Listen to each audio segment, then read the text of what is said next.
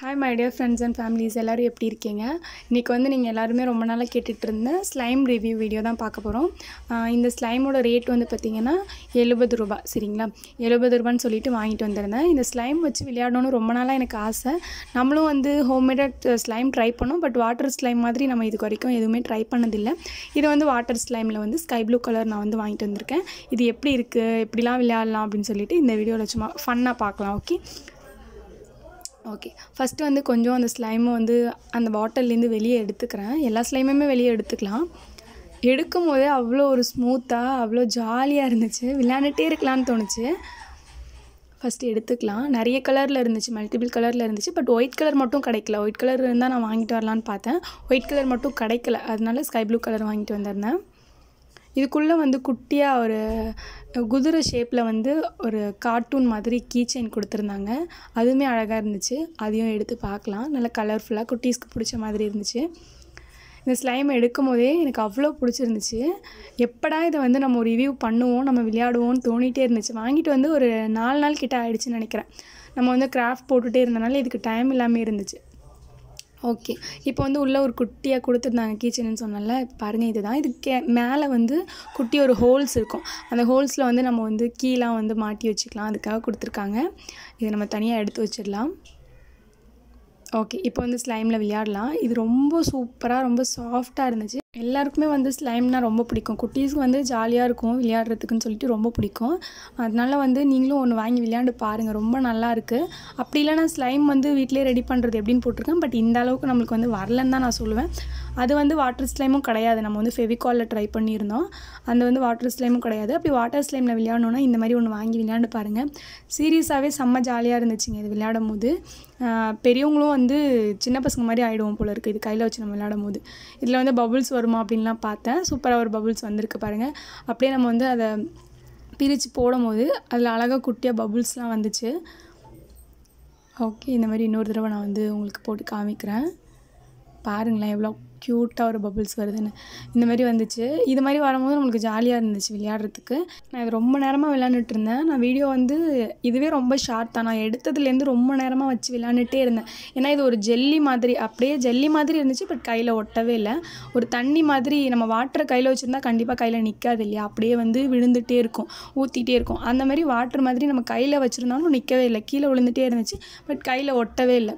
பார்க்குறதுக்கு அப்படியே ஒரு சூப்பராக இருந்துச்சு. நான் இதுலேருந்து கொஞ்சம் ஸ்லைம் மட்டும் தனியாக எடுத்துகிட்டு அதில் கொஞ்சமாக நம்ம கிளிட்டர் போட்டு பார்க்கலாம் எப்படி இருக்குன்னு சொல்லிட்டு கிளிட்டர் எடுத்து வச்சுருக்கேன்.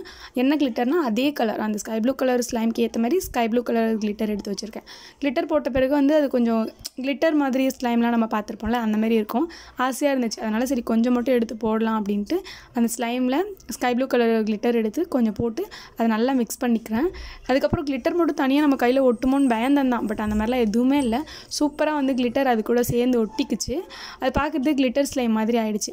கிளிட்டர் பத்தாமல் இருந்துச்சு. இன்னும் கொஞ்சம் போட்டு நல்லா வந்து கிளிட்டர் ஸ்லைம் மாதிரி மாற்றிட்டேன் அப்படியே. எனக்கு அதுவுமே ரொம்ப பிடிச்சிருந்துச்சு தான். நம்ம கிளிட்டர் ஸ்லைம்லாம் பார்த்துருப்போம்ல அந்த மாதிரி இருந்துச்சு.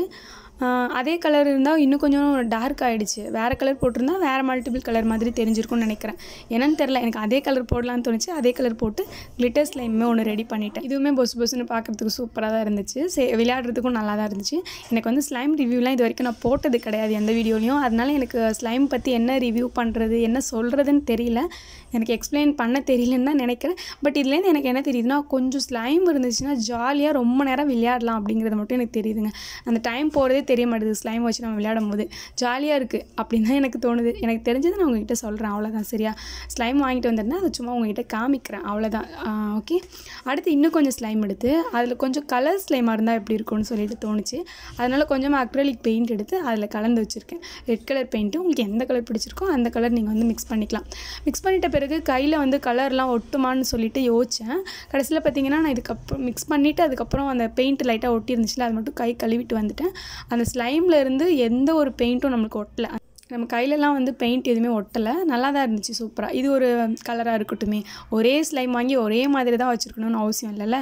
நம்மளுக்கு தெரிஞ்ச மாதிரி ஒரு 2 மெத்தடில் மாற்றி பார்க்கலாம் அப்படின்ட்டு 2 ஸ்லைம் நம்ம மாற்றிருக்கோம். சரியா?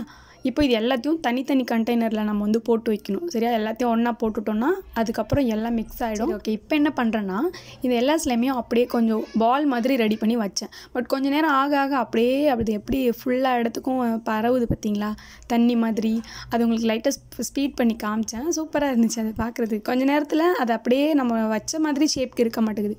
ஃபுல்லாக வாட்டர் ஸ்லைம்னால அப்படியே வந்து ரவுண்டாக ஆகிடுது. அது எப்படி சொல்கிறதுன்னு தெரில. பட் ரொம்ப ஜாலியாக இருக்குங்க ஸ்லைம் வாங்கி விளையாடனா. நீங்களும் கண்டிப்பாக வாங்கி விளையாண்டு பாருங்கள்.